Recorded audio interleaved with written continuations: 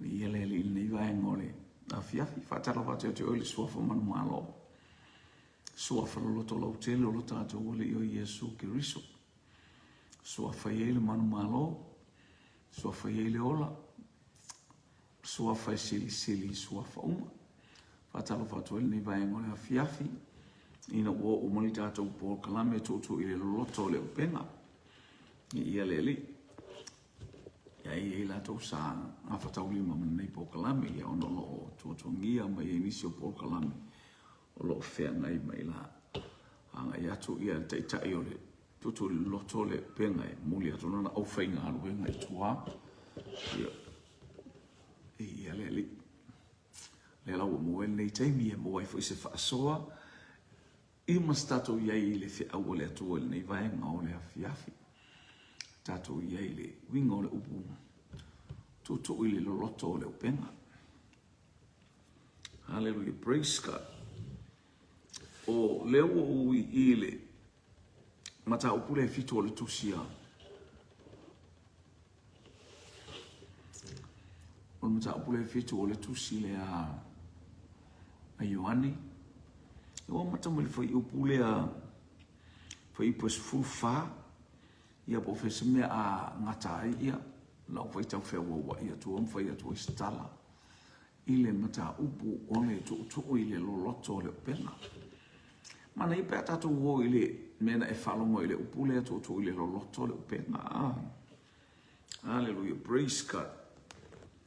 Ia ua masani e tatu o le whaiva o Peteru. Ia ua e mai e le eise mea. Tala whai a Peteru haru le po a. Ia le whainga leo tātou e umalo poto, umalo wata mai.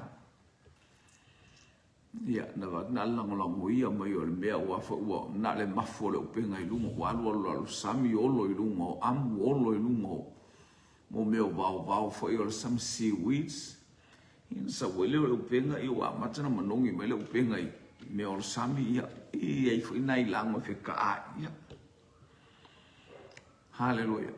Masani a Peteru ia le papa. O le mea le mata ia i Peteru e tongi ia le upenga. Hallelujah, i taimi uma a le ua e mai whaiva o Peteru. O sea enga mai le mata utia pe atu tilo il talfasa solpito whangotanga a Peteru. Ua whaifua le sao.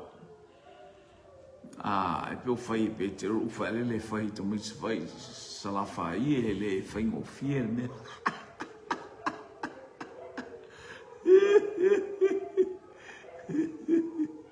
Ia le fai mailisi ile faila na pese anga il faiava. Hallelujah, ele os faiava ai suava. Ai sia ele lo loto le bena o ile o langa. Ma wal teine man to lu pese ale o ngala ia tamitia le ngala foi bezele. Ia no finga fa la to fatunga fa mana ia. Tamitia le ai ngale o ko ngaka mu ola. Wale ole matafa yoile al ule o asau monole mo meu fato anga ta mo le kini ta mo tonga ia lau o oka e o a ia no fainga foi ia tala ka ta foi ele ai suava ia tu lo le lo to ferbe o ti foi ava e o ti e ngalue ia le tu le pata o tu ile lo loto ia pita ta o o ina fa ile o po Yesu ia pete ia la ngale o mono fa ngalo ba le o umana na alu le ta faiva ia vai le ta la uma ia ta fa manu ia ma ia e lo le mata tia o le tu ele ese al fa ngota na oi ese ta fa ngota o Yesu ma ia ta fa ngota i te mi uma fai mai sau ia tau fai mai bala au mai ia tau le ngole upu sau ia tau fai mai bala au mai lo ngoa fa pena oi fa pena ia le tu e ta te foi fua o ta fai mai o a i me fa le ton pe a fai te fa ngota na o esel mani ai Yesu lo ba o le me mali e lo ba dau o le me mata utia ia le wa te i Peteru io ina wo stai me mo fafta ia pete. Haleluia. Maua se pauna ustai lele malana mala au mai. Tato uma o me uma tato te lo o lai fina ngalo le tu awole faia me awole faia. Fina ngalo le tu i ole upenga alu le upenga yo. Foi fin ngalo le tu alu ta vale tu o fatal au tal vo alu I fea o fea la vale me anga I tato fa longo le si o fonga o le tu. We te alu avisi pase se alu atu e tu eita miti o le ugaba vale malea. Le anga o lau pasi na mai na to tongi ele au tala vuwe oai. O te whapete le fia whai tupe e te musule. Ai langa wa e io e wasau I ai langa o le whatali. Io e. O ia me whapena nai tama I mea la iti a whapena. E whatupu ai ia langona mamanatu ele tusa ai. Haleluia tato ngal fa mo val au mo ele tua. Te I pete. Sa ole le al tale pete. Wow ina le po al mana ongo Yesu se ta wai. E esse a e fai vale tangata, esse a fai vale tino, esse le fai vale poto, esse le fai vale atamai, esse le fai vale ngava ma le fai va fatasi ma Yesu. Au ma Yesu I tono loa. E te le whangota lai se mea papa. Na ole olo ia o lo tino pe ao ina papa ule mea. E te sa ua aina lo tino po ua olo pe tu ia se vanga. Ia pe olo I se amu ia mataulia ia isi mea ao ina pele tai. Pe mo ia e te ua so solo to lungo se feo le te e solo to e. E feo lo ana I upuna ta ua tua a. E feo lo e te ilo ai fai vale e fai au. Ia jo inga me nai e lata lo ila e lunga sami fo ele e saule ngal fo ele e lo le ale ngal we fati I lunga le me papa ule wa fo papa usam ia nga sami a lo loto ma wala no na te au e te saule lunga e te ia lu fa lo matu ia pe wali le au pe wali le feo le ia utia ai ma o lunga inga e fa ko e ma o lunga feo ia le atu e se mana yolo e se mana yole o fitalinga Yesu fa tupu le manatu o tangata so se taimi e te lo fanguta o Yesu ke le koe fanguka I se papa fanguta I le loto haleluia ke le koe fanguka spongisa wal pongisa le po a ko nga wai e mo mo ia ale wata o ia Petero Yesu o le pule leo mea oai o Yesu ke riso o le pule leo me afina ngalo le atua e fa papa ur sam papa afina ngalo le atua e mawalunga sami. Praise God, hallelujah, glory, praise God. Vi ia leli hallelujah e fa pena ale e sele mana fa ngota ile loto. Vi ia leli ia ile atua le vi inga ia ile atua le fa manu ma le fa netanga lele wal watule lele wal watule le va se e atule va arta malo fa tu Yesu ia atole pe ia to atule pe ngol ko malo e va kun curioso mai lunga ia ale meu o te ipe tu va pe pe o la ngaki a cosa o le melesa o le au ia io mai le atua mea mai le ai tilo o tangata a wan se te lo fewa I mai Yesu malua fango ngota mai Yesu o oe o le tangata la te fangota ma le nganga pai o le mena ta o le loto o le lua ia I fatasi ma le nganga pai ia le li praise God ai awane e faia so fa fia poto po so fa fia tamai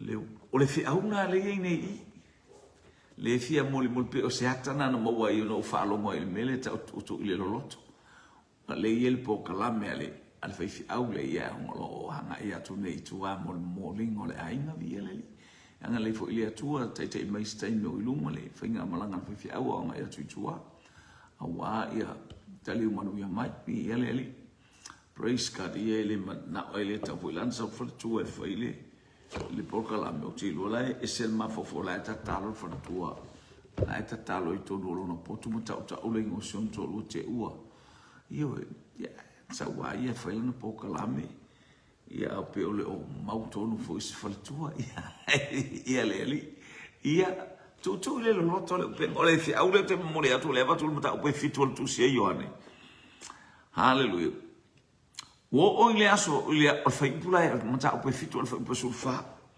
wo o ile aso tu loto o le tausaminga wo maliwa e ai su ile manumal wa o ai sulima ona ofo ile o yuta ia ua fape ane pe fape fea e ona poto le nei tangata ai le ia o ina o ia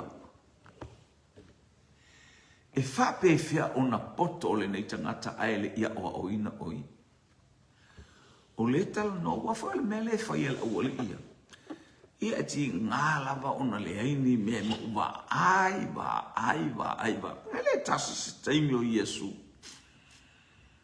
ile baba ai atu le me uma ia le anga e me la fa ai ole mo mo tangata o le fa longo le o le mena ta o le loto fa longo le fainga le foi plus ulima ona ofo ile o yuta ia ua fape ane pe fape fea ona poto lo wainga pekele kuspekele ai haleluya se tasia o onga o ile tuspa ia o la ia tuspa ia le leila wa o saka ko wa onga uma sa wa onga fo ia wia haleluya sa tato wa onga uma ka kele fape ame se sia o ka ko poko le ai pau wa le o le mana onga o e fa atali lo loto le mena o e fainu o uma maso o ma papatiso sua forta ma le alo male nganga pa ia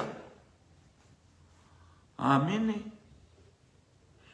male nganga pa ia ora te mila le se nganga pa ia le o mana o Yesu ta ma le alo male nganga pa ia ele mala o so le mele o le nganga pa ia fa pena I tato vai mo tato vale no tato soli tu la fono ma le me o aisia ele I faalia mai ia te tato pe a o ina I tato e faifi au ni nganga pa ia o te fai atua o e o te fai atua tal sa fa fla uma faifi au ma tau le nganga pa ia aile ai se malusi o se fa mafa a faifi au na ta fa longo ia ita ile ubinga o le nganga pa ia lo ainga hallelujah o le faia onga le mo tato o le loloto le tauna e whangotai o le loloto le na ona e whaitau le tuspa ia ai au foi ona e vanga au ile atua au wina mailo wanganga pa ia e taita ime o e whai tato I lo le atua tama le atua le aro ai mana o mia ia e malama I le nganga pa ia that is a deep blue si vi ia le te whangotai ile lo loto le nā tātou o le ata o le nganga pa ia a e ai fo ina I sei a mai le lo loto te le ai ni mea tau au e sentala pe le una fa e te tau aftafta fies o mea na e maua iuta ile feo maua iuta le papa e tofu uma e tangata e o fo I fafine ma faina o mai sua le amu ai wa e falata le ia ai failato fala poto ai sua I tonu o se tu uni amu I se ola po se ato ia malosi sua le ia le o ia tau fefe ia o mailo I wa ia fafa ia fafine o le mato mu o le mela na ta o le tu inga na tu I lea o fefe ia to solo mailo ia ile amule tonu I ia nana uma mai au mai malo matua si lunga le ato ai abe ola le meo le ku ei ana meo le tu oka le meo le malamalau sa fol not sa fole le fefe I alfe sungale ole matuate ia lele o fai vana e fai ile aloa A o fai le loloto. I o ia la na mau o matau la a fai ole malau. Ma ai tele ia e te tau tala tau fai tonga fiti a vesaka. A saka fo. Ai tau wau ia. A ole ia e te maua mai le loloto. Ele ai se me te popole ai se me o se una po se a o di bi foi a ole I ai mau ele papa o ele ngata ina I via e a whaale tonu e te lawa pe te matua e te lawa I le a ole I ai te maua mai le loloto e whai a sina taunga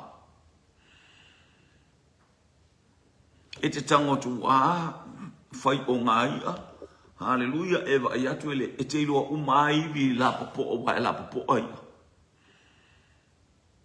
a loloto e te ai I mea mātanga o fi. Te ai I a te tele. Ai apapa e te ai I a I via.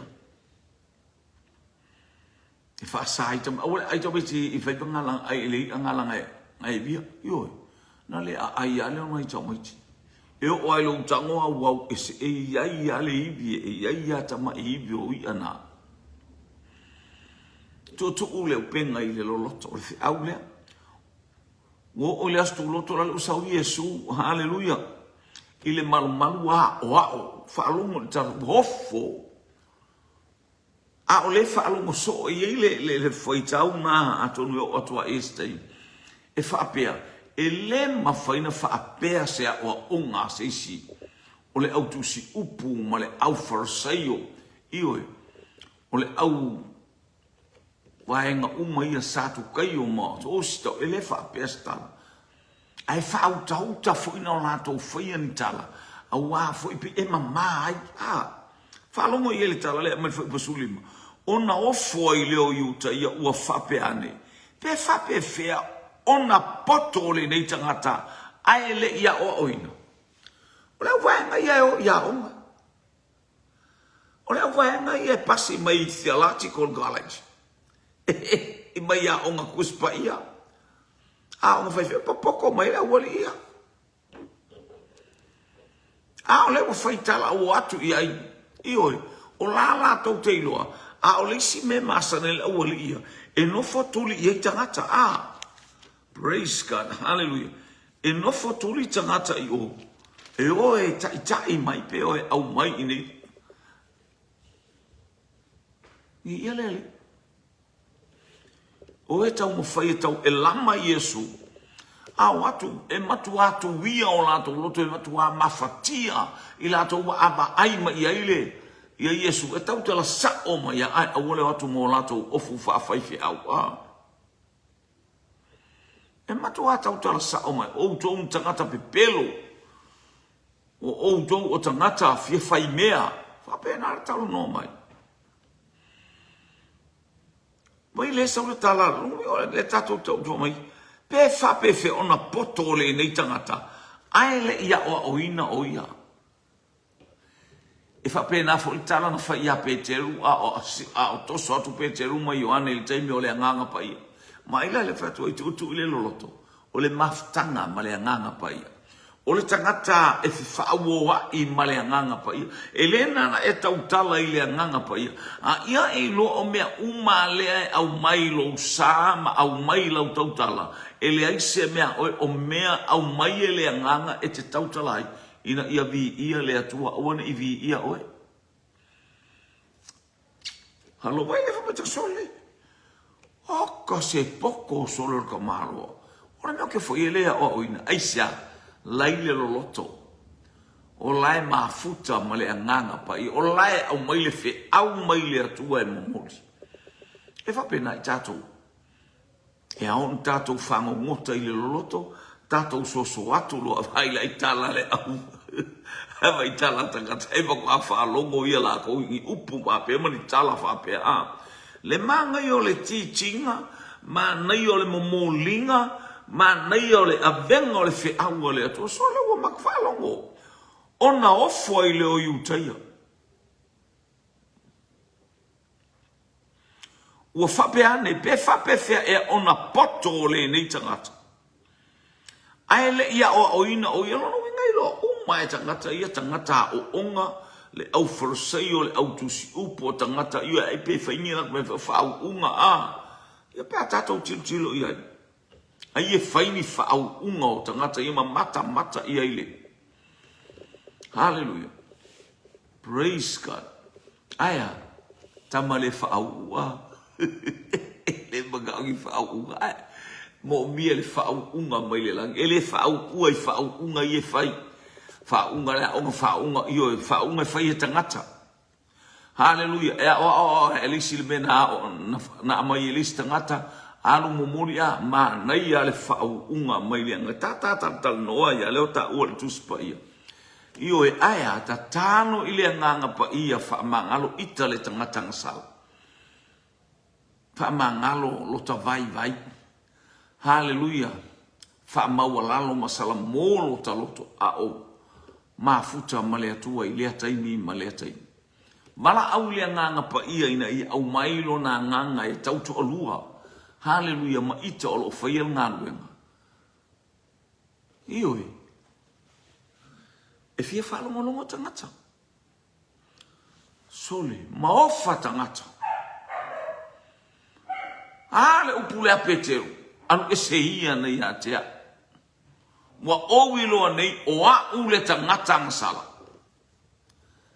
Hallelujah. Wale vai a Petero ia Yesu marfato Yesu o te i Petero longa poko malonga ka mai ai vai atu o le ao te le mu kingi o le la lele wa susulu mai le la wa malosi mai la por tao le iva por te la i fole va wa le wa le la le tai o toi a Yesu ale o fatu abe le loto ai saule ma fo Petero fai va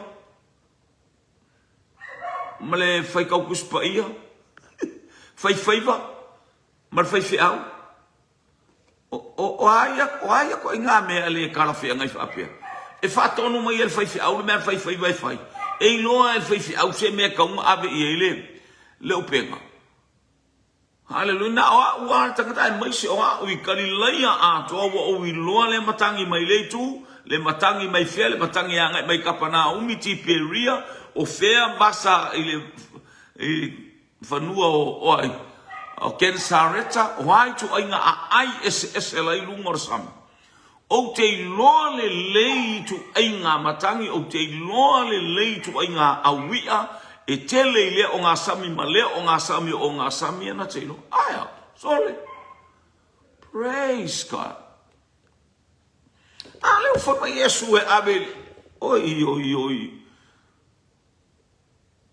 fai fa ngoka ia so uma o le tautai mata pala ai fa mai fai au e abi fa ngota mai Yesu fa ngota ile loloto o le ata o le tangata e fa tautai e le anganga pa ia mea uma ana te fai ia le ali mata ngo fie mea uma so you abide with Holy Spirit in every time. O atai me whaafita ui, o atai me whaingata, o atai me le luka, o atai me o whaale tonu.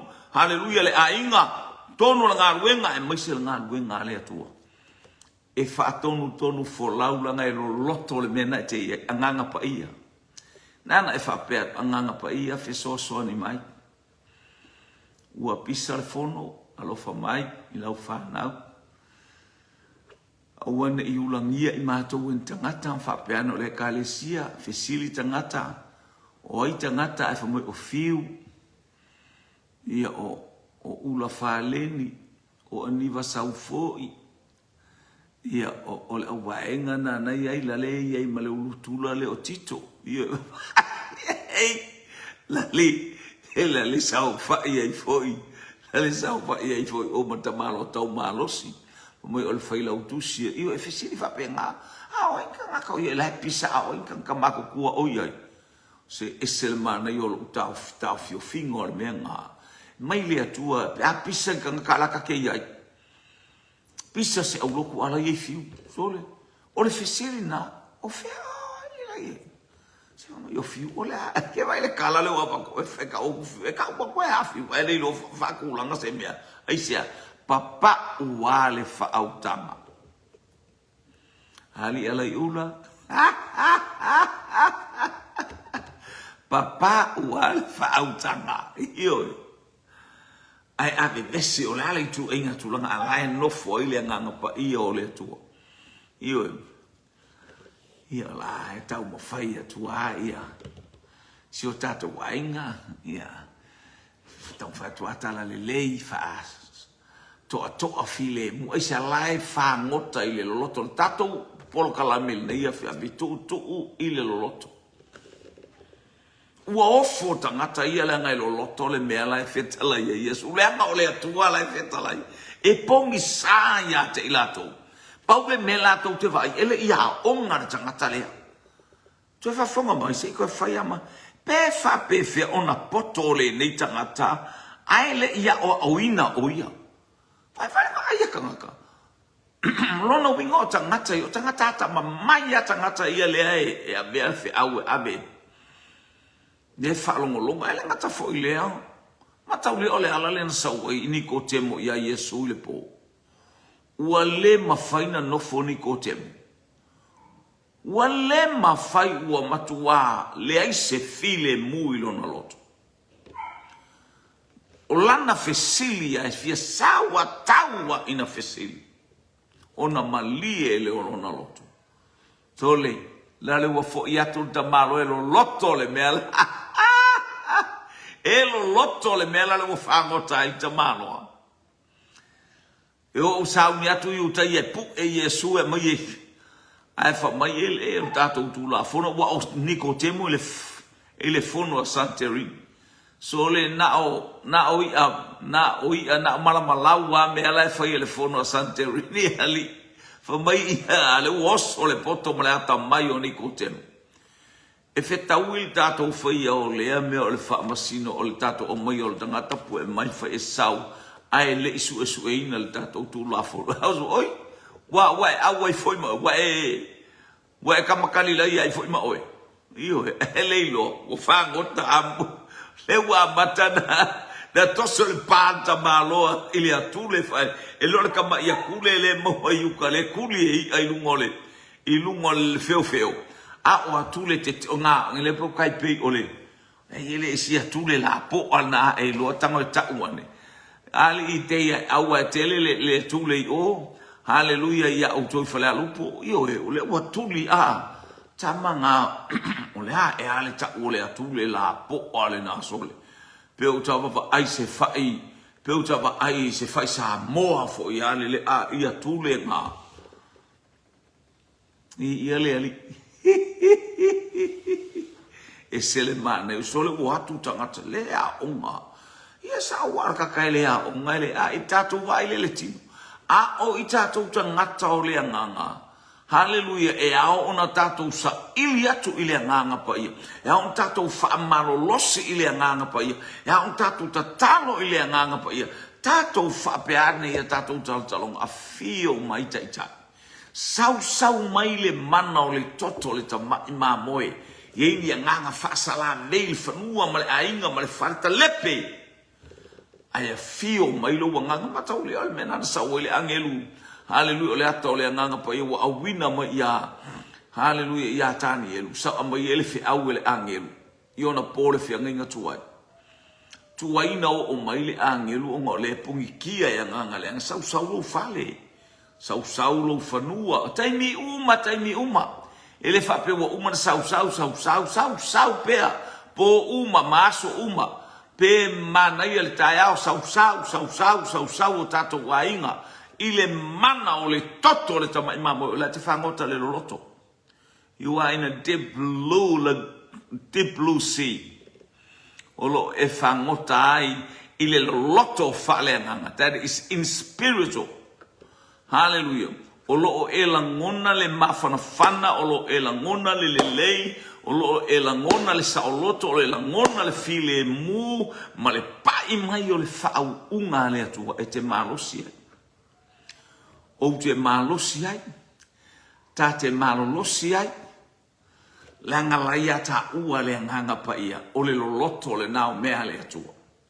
Olo ta pa ima fa a upenga ina i ta ua e le nganga pa ia. Pai pasuluono, Ua fetala iatu Yesu ia te ila to ufa pe atu. O la umata upu ele o sa'u lava. A olana na a olana wa awina maya. Vai la ile lo loto te le male meo le ita lai tua tau ngia ita ngata. Le fai atu Yesu ele o sa'u mata upu. E iei tangata na awina maya. Ula wailo le o mata upu e le poto mata utia. Ge poto I mea lilo. Ngata ile o wha malolonga ma mea uma whapea. Hallelujah. Ele mai se tangata, ele mai se ekalesia, ele mai se whaia onga o se a onga tuspa ia. E mai le ta ita inga le anganga pa ia e ofo I tangata. E ofo I tangata. Mai la o I tātou. Baba I tātou ia Yesu. O lewa ia Yesu I tono I utaia. Yerusalema. Na tau saua Yesu. Ai o tuli oso fo yo na uso e ta tauna e whailo o I tangata pale papa o le mea na tasi na papa o le iai o tangata o lo a inga mana o e abe o te aru I fefe ina ia I loa ai o e tangata ia I loa ai o e tangata e mau lo whailonga lea MAPA o le atu TA ia FA I o le atu inga ko inga inga I o e whapena leo lango tangata ele leile atua I taimi umala e sili ese ele atua praise God tu ile loloto leo penga hallelujah ni ia lele whangota fo ile loloto ese le mata mo fie ese le mana ia ese lele ni ia lele praise God leo fitala atu ele sa umata upu o la umata upu ele o sa'u lava. A o lana na awina mai au. Mia o le na awina mai o ai o le atua. La tau atu ele o se mea au. O mea mai le atua. Hallelujah. O mea mai le atua le o te mana le fia whailo atu. Ai se tasi e fia whailo na fina ngalo. E loai e ia le mata upu. Pe mai le atua. Pe o te tautala fua lava. A whai o tau te fia I loa. Ia lo umafau fau malo uloto. Wa kau whai kaua mai. Po whea au mai eila o mata upu. Po whea au mai eile mele o tau whai e tau moli atu I a te outou. Hallelujah. A whai o saua. Ia. Le ai. Ai a whai o se mea matautia wa e ofo ai wa tau mai whawa. Sole, I want to follow him. Fia muli al te ngatalea. Io e. Vi ia leali. Sfulu wanu. Praise God. O le tau talafua ia te ia. Wa sa ili e ia lona lava vi inga. A o le sa ili ia vi ia le wa awina o ia. E wha maoni lea e le ai fo I sona a mi o le tonu, sana a mi o le tonu.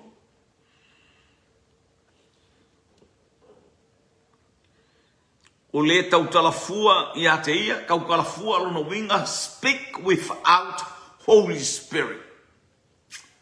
Kama mimika, kama ngaa. E le tauna whaia ngā ruenga le atua mare mimita. Ele tauna whaia le ngā ruenga le atua mare whaalia lia vale. Ele tauna e tau talafua e ta tauna la ngona e tangata ma whaalungoina e tangata ngā lulu. Le palasi ifo ma le toa e no wanga le whaamarianga le nganga pa ia. E whata ele, hallelujah, ma fufulu le ekalesia ta pena ma sauniunia le atua. Ina ia vi ia le suafa o le atua le tama. Le atua le alo ma le atua le nganga pa ia. Ele leile atua. Ele tu ina atu e mose le tu la fono I a te outou. Ai le ai se tasi o outou e ana I le tu la fono. Pe se a le mea tou te fia fasiote ai fua I a te. E papa ua mea e o mea o tangata wha apea no fom tau wha e wha le anga le istangata. La ko mea anga tu la fono. Avatu e mose ia te utu, e makuale ai, masinga fasi mea o le tula fono o tau tau fia mai. Le ai masina fasi vaenga o le tula fono. Tau te tausia. Ai na ole whaapuru sala lau al me le whai. Atala Yesu ya ni ko te mwe. O ole o e tele lo le malama le winga utala. E angi le matangi le me loto iai. Hallelujah. E whaape nā le anganga pa ia. O le mea e fina ngalo ia ile anganga pa ia lai ile manuia o lai ai. Hallelujah. Lai ana il tangata. E a fio ia ile anga o le matangi le nā. Hallelujah. E whato muina il tangata. O afo i mea ti ngama mea whainga taiwhita ia ima ia. E te wa ai afo linga o le anganga pa ia. Oli pa ia. Male fia e le au noe wha fo i le atua le vi inga le wha manuma le wha netanga. Hele le ile atua.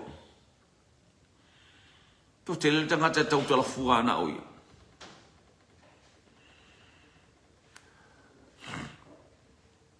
Hallelujah. Nai ala se e sau e kango. Malo. Whaftai mo le upu. Vai ia istangata e tala not. Whaftai mo le upu e istangata.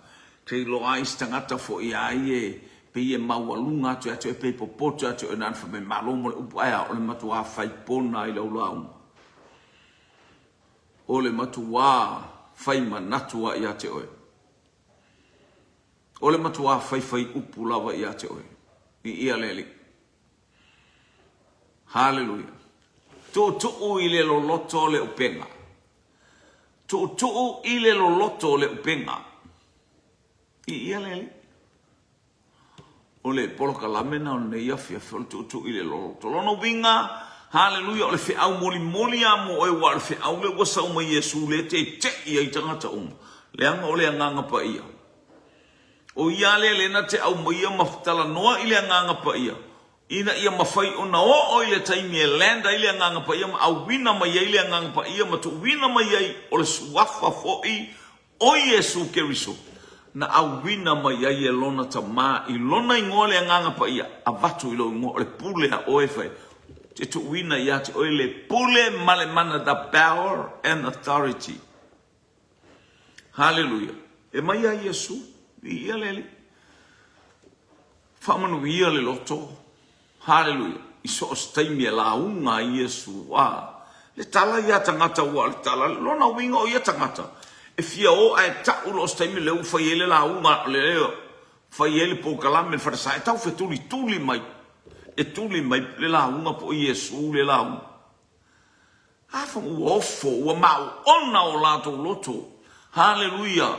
Ua le ai se mea ngao lele ua matala ua overflow mai o lato ngutu le tala ua ofo i lato Wofo yu te yo whapeane, pe whapewhia o na poto. Hallelujah. Praise God. Pe whapewhia e lea tangata o na maua le poto. Io iai whapea i te mi uma. E le lei le atua. E matautia le atua. Praise God. Whai tau le whai pule suiva. E lei tu ina atu ea e mosele tu la fono i ate outou. Ai le ai se tasi o jowe ana i le tula fono. Pese ale mea tau te fia fasiotia i atea. Mai o lea kalamo aku ile ola. Lai tala no atu le matangofi. Ale ilo le leie Yesu le taula malama ma mea uma. O lo o maima i la atou e fai ia Yesu. Vi ia le li sole. O fuali le lea lo fongi kangakari. Praise God. Vi ia leli. Foi pue luas fu. Ona tali mai lea o le motu o tangata. Wa whapea mai. O iate o ele te moni. O ai e fia fasioti iate. E vai kala pe pelo ia ufai mai. E whalongo i le poto. O lako fai kaula o me ia le o foi o mea mai ke mongi. O le poto mai te mongi. Lona winga e fia unutino ina lato i te moni. Ina ia maua iso lato poto leanga. Aile o se poto le. Na le poto leanga. Na o mea leanga mea e sa ili e te moni. Ma whaatupu e te moni. Leanga o satani. A le whalongo atu o le tau whai ofo isi aturi oso mai isi. O tangata foi la le aturi oso mai le tala lea. Hallelujah. O na tali atu ai leo le motu o tangata o whape atu. O iate oele te moni. O ai e fia fasioti iate oe. Ale ai leo mai e lama Yesu. Hallelujah. Ale ai le lato teo mai e faise tu langa whaale tonu ia Yesu. Ia le ali. Praise God, praise God. Lo sultasi wa tali atu Yesu ia te ilato wa whape atu. Wa au whaia le ngā luenga e tasi na auto wofo ai uma lava. Wa au whaia le ngā luenga e tasi na to wofo uma ai lava. I le ngā luenga le whatoa umana whai atu e Yesu i tua i matauria i le ngā luenga le mumu mai pei uma al mata upu e lima la ana. Na whai atu a Yesu.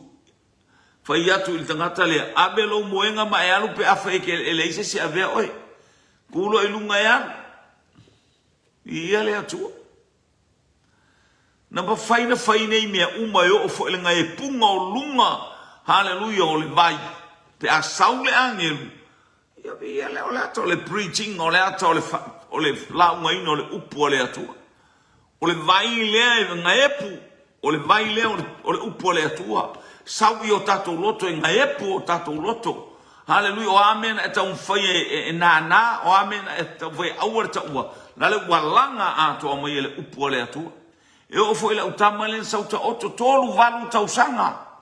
Tele na ufa marosi e fo i lea. Tolu valu tau sanga. Fafe o lele ko inga kanka fa pesa. Ia ele mwhai ni oso le vai. A o ilanga mai lalo i. Hallelujah. Afai wo ilo te mile la asa ole angelu ta un ta vale vale ane tu ina ia watu tangata le pe tu pe soli ia. Hallelujah. E mano lo ai soli o ia langa olona loto le ta mo fai e paras ilalo. Ia langa ia luka o mai ole. Ai le sa no fo ilunga le bai. Ola si la fia le Yesu. Ola tausi la na sapati. Ole mafu mo le mana fia falai pe e kokolo mai. Aya. Langa ola tausi la na sapati. Hallelujah. Praise God. Oleana tu watu hallelujah. Watali atu Yesu ia te ilato. Wafape atu. Ua au whaia le ngā luenga e tasi. Na autou wofo ai umalava.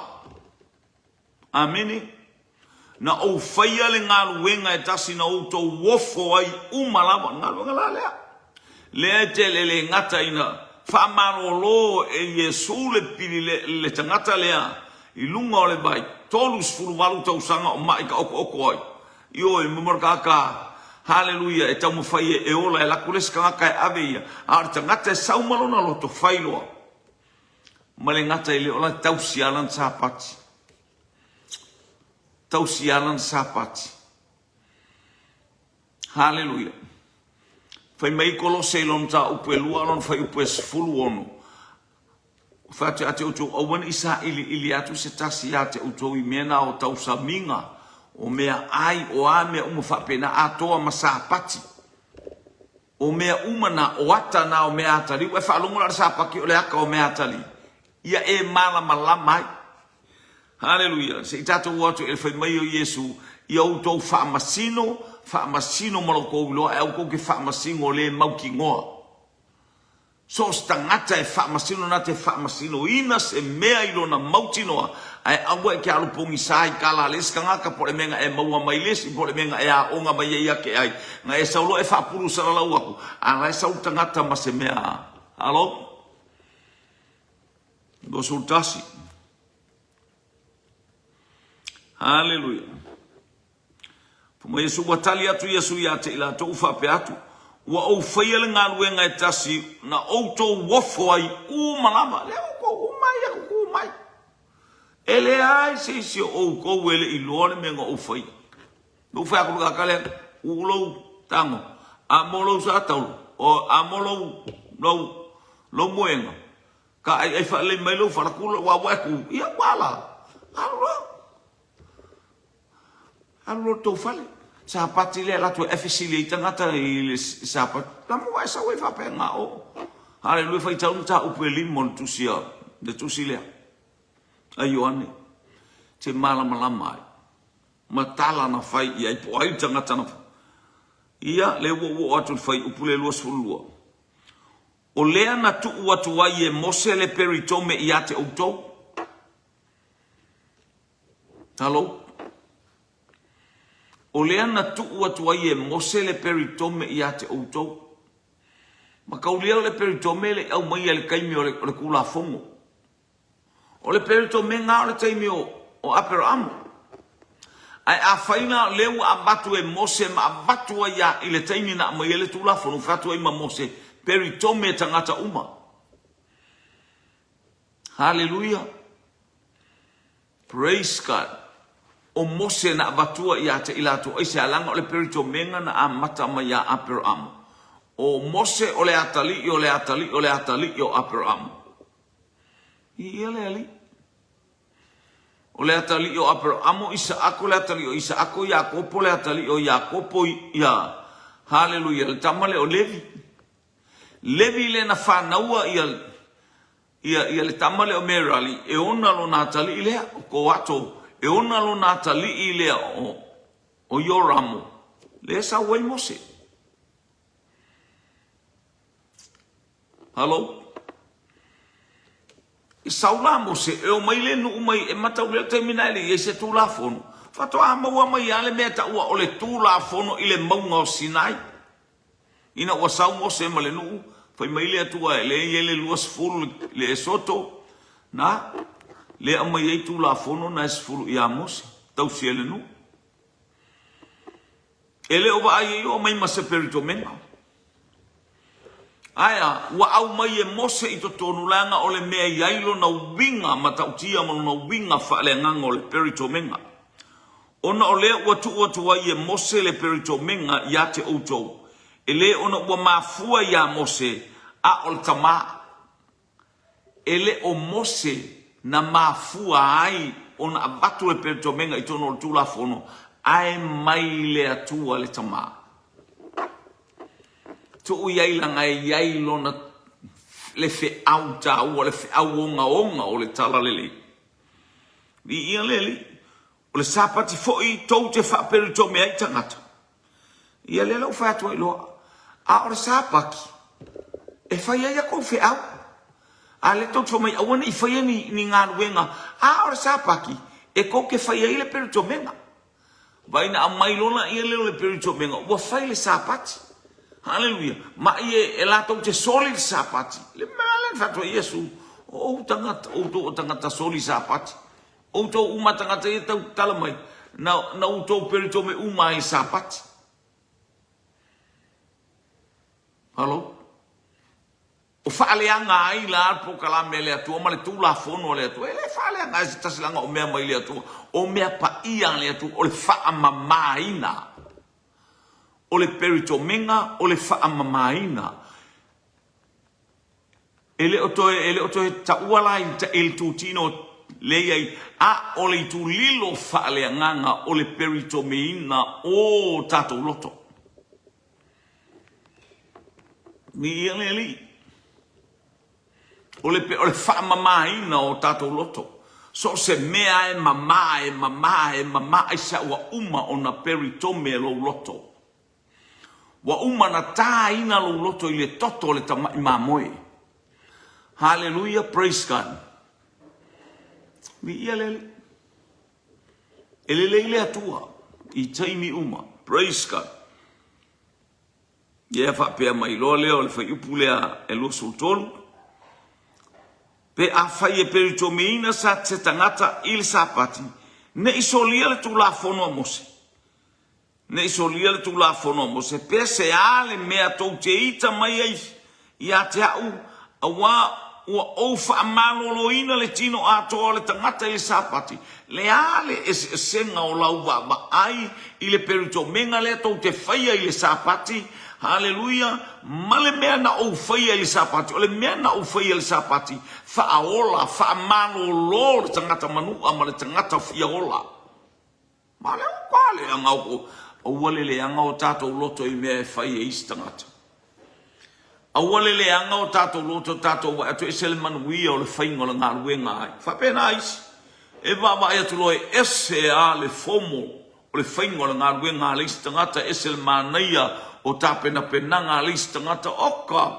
Ke ia le ua le hanga i le loto te ua maua lano aino loto te ufa le tonu aino loto ma le hanga i fua le wha moe moe le ola e wha o le loto. Haleluia. Ba iatu le manai o le panga lea to ina maleto ina fai la fa marosi. Te ia ua ele fia sau e foi. Sau tatou. Li foi fai mai sau panga ma kako wo tatou. Tatou pisa pisa tatou talai. Tatou talai. Haleluia. Ele ayo ese maile io ele o soane se mea faina ai oile awala. Aya, whaftai ili atua, wano whatua infa i atu le.